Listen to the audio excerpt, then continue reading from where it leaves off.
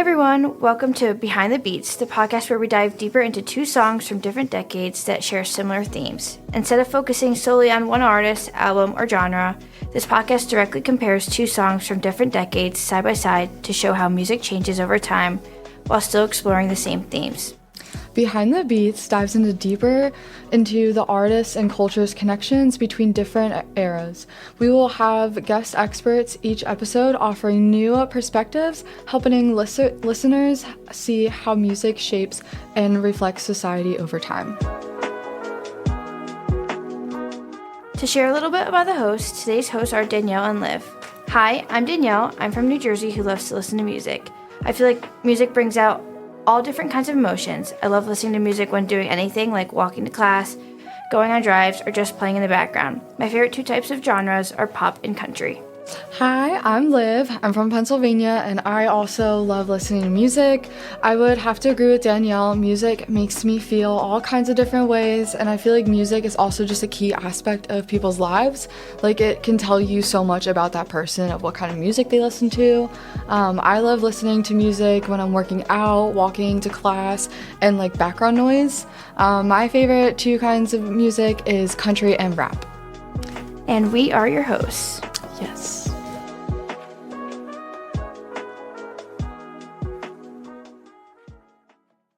Let's jump into today's guest. She's a talented singer and songwriter who was originally from New Jersey, but moved to Nashville to pursue her dream as part of her country duo October Rose with her husband Derek.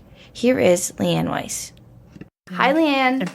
Tell me about yourself. Hi, guys. How you doing? Good. Tell me about yourself. Well, my name is Leanne Weiss. That's my stage name. I am originally from New Jersey, but currently live in Nashville, Tennessee. And my husband and I are a country duo, and we are pursuing the dream of music pretty much full time down here. We have a little girl, little baby, Glory. So we've got our hands full, but we're having a lot of fun, and we want to have it all. So we're down here in Nashville, living it up. What made you go to Nashville? Well, it's Music City. This is where the music business is for country music. And we really wanted to just be around a lot of creative people and meet people who are doing what we're doing, hopefully to, write songs together and perform at the different venues here in town and just feel that kind of creative vibe. And hopefully, we'll meet the right people and it'll push us in the right direction. Definitely. I love Nashville. Yes. It's awesome. Yes, love it. What moment made you realize country music wasn't just a passion, but your calling? Oh, that's a really good question.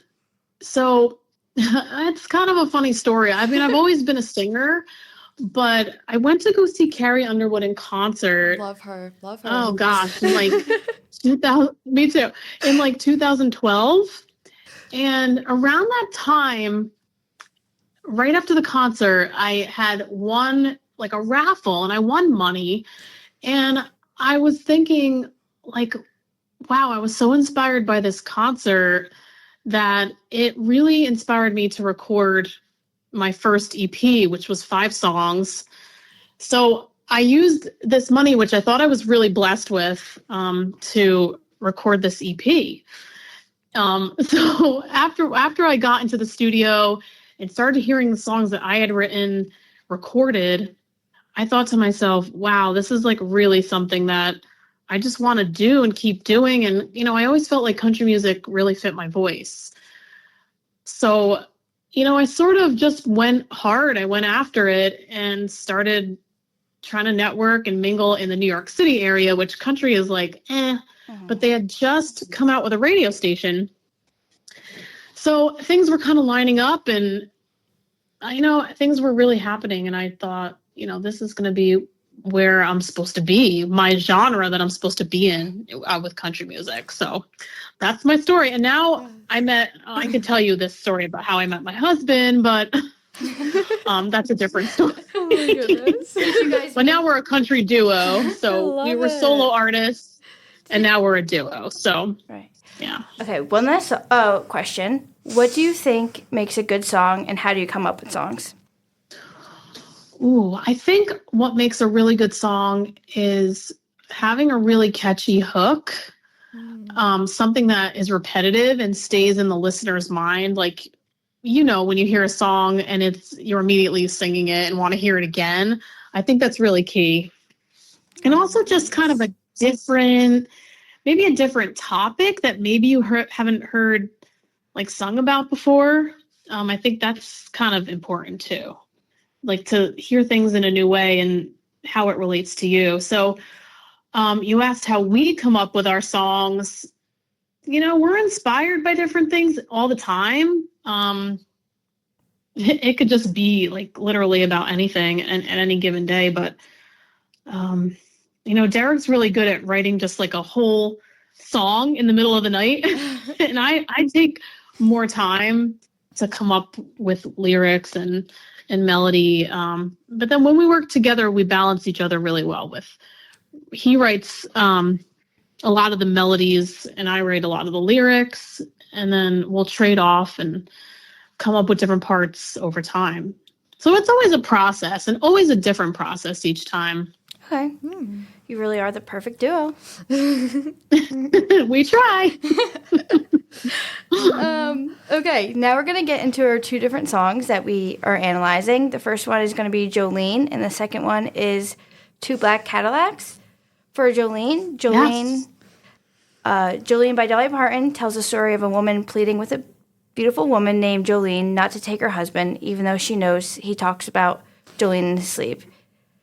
It's a vulnerable confession of insecurity and fear of losing someone you love. Okay, so first question. Okay, so what is the vibe of like the song? Like, do you think it's upbeat, sad, heartbreaking? Like, when you hear that song, like what like feelings do you have? So we actually sing this song in our sets when we play out. And, each time I sing it, I try to find something different in the lyrics of the song. Okay. What I love about this song is, I wouldn't call it upbeat, but it's sort of like she's pleading. So for me as a singer, I try to make it build into, at first she starts off like, Jolene, Jolene. It's like a, please just don't take my man. And then by the end, it's like, come on, hot chick, don't take my man, Yes. So I think I realized as a singer singing the song, how it does build, and it should build into sort of like a quiet pleading into more of a, like desperate pleading by the end of the song. Yeah, no, For definitely. sure. Oh my gosh, 100%. I always thought of Jolene, like I never really thought about the meaning. I always just loved Dolly Parton, Yes. and I always just sing it without even knowing the lyrics or what it even means. But that's why I feel like it kind of does have not an uplifting vibe to it, but it's different than like a really slow, sad, heartbreaking song where like people are like Taylor Swift. Like her songs are very just like heartbreaking and just like very powerful. And like you said, I wouldn't say it's like upbeat, but it's also has like that rhythm to it, and like her just like pleading, but kind of like I don't like in a cheery, not really cheery, but in like a like catchy way, I guess, per se. Leanne, do you like singing that song a lot? I love singing that song. And like I said, I always figure out something new in the song to try to make it more interesting, because when we play out, we sing it so much. Right. So, and it is repetitive. So that's why it sticks in people's minds. And Jolene is not a very common name either. No. Right? Like, do you know anybody named Jolene? No. So, it sticks with you. And, actually, Dolly Parton, I guess I was reading when she was first married, she went to a bank, and the bank teller was very pretty and was flirting with her new husband. And I think that's what inspired the song. Yeah, I think so too. So I thought that was interesting. Cool. And I was like watching some videos, and she said that she met this little girl and her name was Jolene, and she kept on singing it because she didn't she was like, I'm going to write a song about that. She's like, if you hear your name, I just saw this little clip of Dolly Parton saying that, but Stop it is it. interesting how. Yeah, it was a little girl that came up on stage, and her name was Jolene, right? So yeah, I think she took the name and she like titled the song, but it was like the two different stories, which is kind of cool. Yeah. Yeah. I love when there's like meanings like behind stories, like the backstory behind it of like how they came up with it or like the titles or something like that. It's always so interesting. Right. All right. Well, I feel like also we can go into the next song. Yeah. Okay. So the next song we will be talking about is Two Black Cadillacs by Carrie Underwood. So like kind of like the backstory behind the song is a revenge story, which I love. It's centered around two women, a wife and like a mistress, who discovers they're both involved in the same man after finding out about each other. And then instead of like turning against each other, they decide to form an alliance and to like kill the man basically, which is like crazy. And when I first listened to the song, I listened to it when I was like little, so I never really like knew the meaning of it until like recently it like popped up and I was like, oh my gosh, no way, like this is the actual like the song basically. So I want to know, like, when you first heard it, like, going back to, like, what emotions, like, stirred up for you when you first heard this song as well? Right. So I'm a huge Carrie Underwood fan, Yes. as I said. And when I first heard this, I'm trying to think back. Like, I remember thinking, so you know how, like, when you're listening to a song and then you're going along, you're listening, and then you're like, oh. Yeah. Yeah. Well, that's basically what I thought. Yeah. And, like, this theme in country music about like the two women teaming up to like kill this guy that they're both involved in, it was kind of like not a new concept. Like there have been other songs like with this topic, which is kind of a weird topic to me. But, I guess I wasn't really all that shocked by it, but it's a cool song. It's kind of like got that creepy vibe. And I love the imagery in it. Like the two black Cadillacs, you can picture them pulling up. You can picture like the two women getting out. Yeah. Angry. Yep. But like you can feel, and Carrie Underwood sings it really well too, so you can feel those emotions by the end of it. Yeah, no, 100% agreed. Like, there's two lyrics that I love that I just want to point out. The one is, but the women in the two black Cadillac, or the women in the two veils didn't bother, like, to cry. And that just, like, to me is like, oh my gosh, like, that's kind of, like, what first I knew that they did it. Because they just, like, their emotions are like, yeah, we did this. Like, we're not going to cry over this man. And then the other one where it was like they shared a crimson smile and just walked away. Like that is just like so powerful. It's pretty badass. Yeah. Like yeah. It's very badass. Yes. And so the songwriters of this song, one was Carrie Underwood and the other one is Hillary Lindsay and Josh Keir, who are like beasts in this industry. Hillary Lindsay like knows how to write lyrics and she knows how to like paint a song and create imagery, and that's why she's a really good study for these type of country songs. So yeah, she had a hand in writing this one. So if you get a chance to listen to some of her other stuff, she does a lot for Carrie Underwood. Hillary Lindsay is her name. I'll definitely have to check that out. I did not know. This gives the same vibe as Before He Cheats, like being like taking revenge, like it's revengeful. Right. Yeah. Yeah, I think Carrie Underwood on each of her albums has a song kind of like that, like Power to the Woman, kind of, where she expresses her anger and emotion, which is, I love those kind of songs. Like, I love to sing them, and she probably likes to sing them too. Oh, 100%. It's so interesting, like, comparing these two songs because they are so opposite, but they are kind of similar in theme, which is, like, the cheating, or it's just, like, how Carrie Underwood did it and how Dolly did it. Yeah. It's polar opposite. She's, like, begging for this girl not to do anything, and Carrie Underwood's like, we're gonna kill this man. It's like out of jealousy, but like jealousy in like different ways. I feel like jealousy pleading and like jealousy like, oh, like we're gonna kill this guy. It's like the two extremes. Yes. I just have like another question to ask you. So during like the Two Black Cadillac song, what do you think about the way that the two women like handled this like discovery of each other? Like, do you think there should have been like another way, like they should have gone about it? Because I'm like curious. Well, that's the thing about the song is right away you don't know. I guess you kind of pick up on the fact that they do know each other. Okay.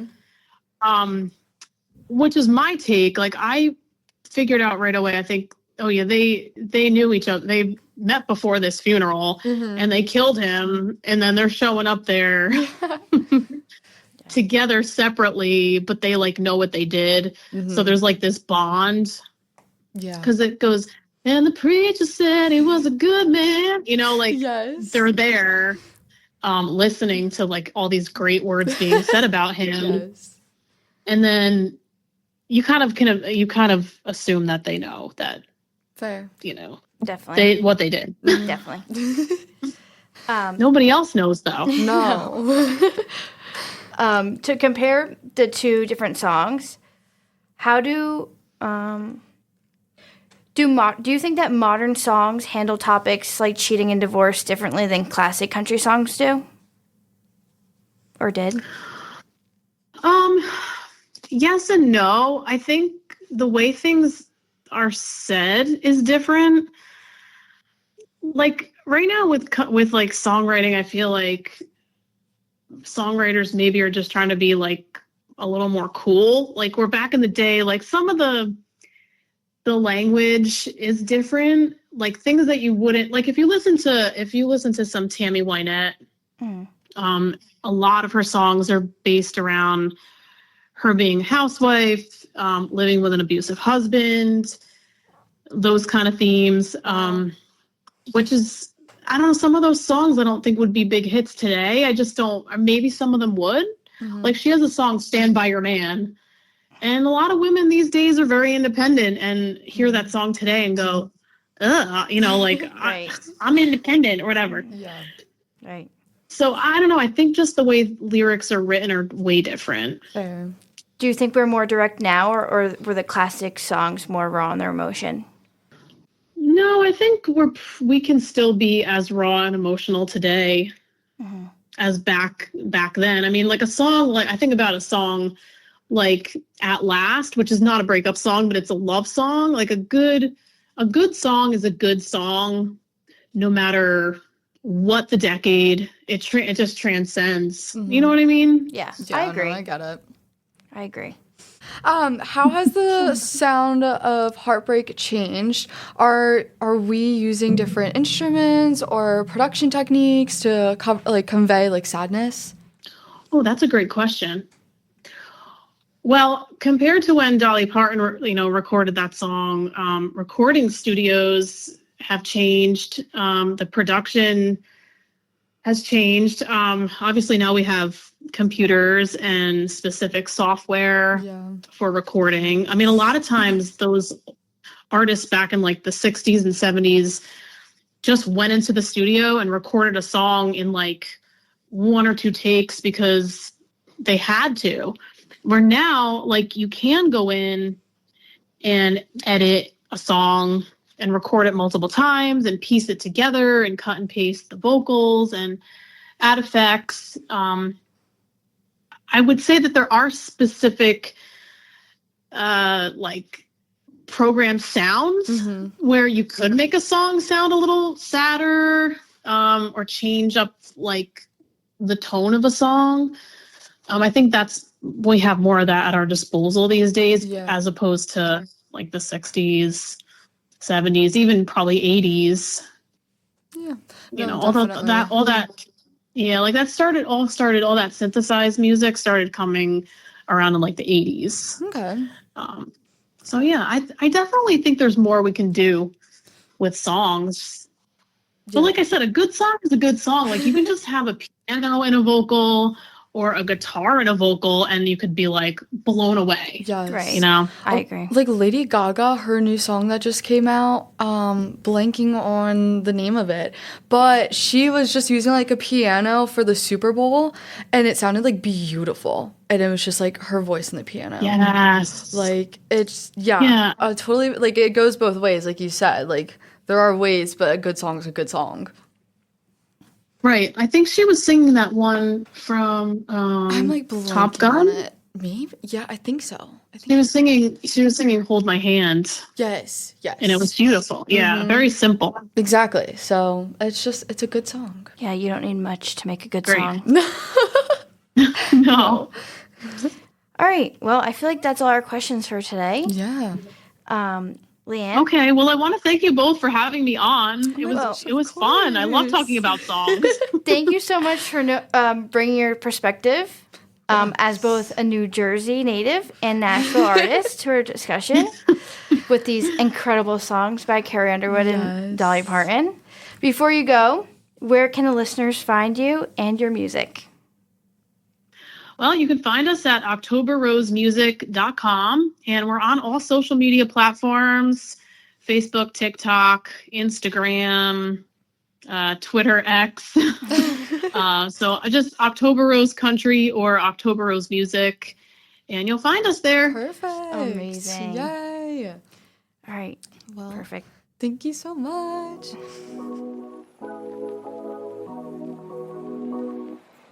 A huge thank you to all our listeners for tuning into our first podcast. If you enjoyed this episode, don't forget to follow us on Instagram and Facebook at Behind the Beats Pod for updates and behind the scenes content.